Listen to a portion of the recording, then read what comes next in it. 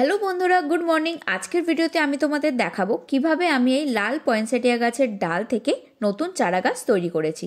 এই গাছের পাতাগুলো দেখে তোমরা বুঝতে পারছো দেশি রানী পিঙ্ক কালারের যে পয়েনসেটিয়াগুলো হয় তার থেকে কিন্তু এই গাছের ভ্যারাইটিটা আলাদা। এই গাছের পাতাগুলো অনেকটা বেশি খাঁজ খাঁজ যুক্ত।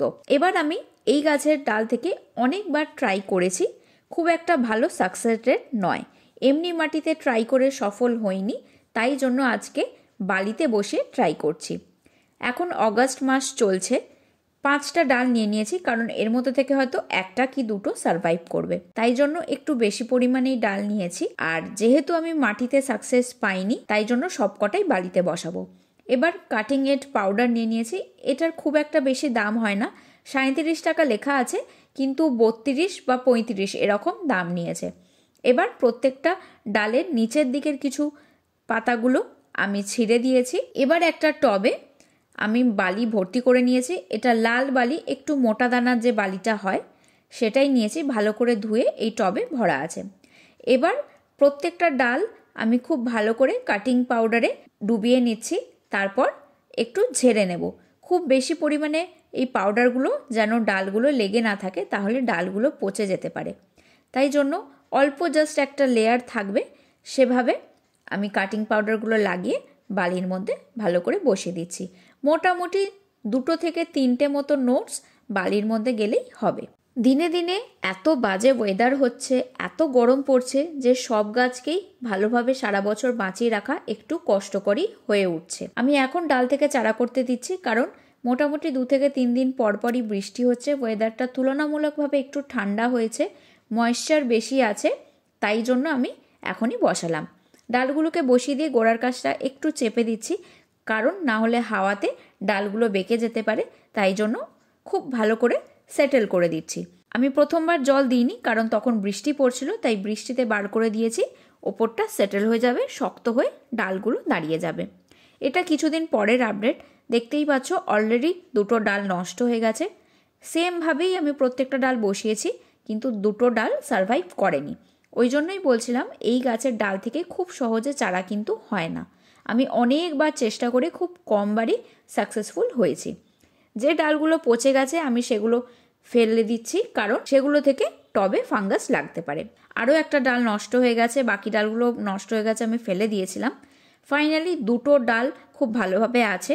এখন ডিসেম্বর মাস, আমি ভালোভাবে এগুলো রেখে দিচ্ছি, কিছুদিন পর এগুলোকে রিপোর্ট করব। আজকে জানুয়ারির 15 তারিখ। আমি 4 ইঞ্চির মাটির টবে নর্মাল মাটি আর গোবর সার দিয়ে মাটি একটা বানিয়ে নিয়েছি, সেটাতেই কাটিংগুলো তুলে মাটিতে বসিয়ে দেব। একটা ডালে খুব ভালো রুটস এসছে, দেখতে পাচ্ছ। কয়েকটা কালো কালো রুটস হয়ে গেছে, ওগুলো পচে গেছে, ওগুলো চাইলে পরিষ্কার করে দিতে পারো। সাদা হেলদি রুটসগুলো আছে, সেভাবেই আমি দেখে টবটায় বসিয়ে দিচ্ছি।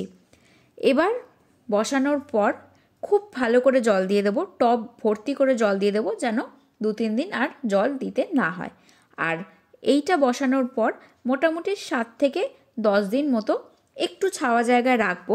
শীতকাল এলেই এই গাছের পাতাগুলো সুন্দর লালচে রঙের হয়ে যায়।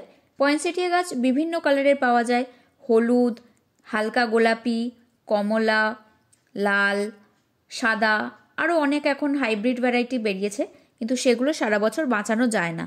তাই যে ভ্যারাইটিগুলো সারা বছর আমাদের ওয়েদারে বেঁচে থাকে আমি সেগুলোই কেনা প্রেফার করি, কারণ হাইব্রিড ভ্যারাইটিগুলোর দামও প্রচুর হয়, 300-350 টাকা করে এক একটা গাছ।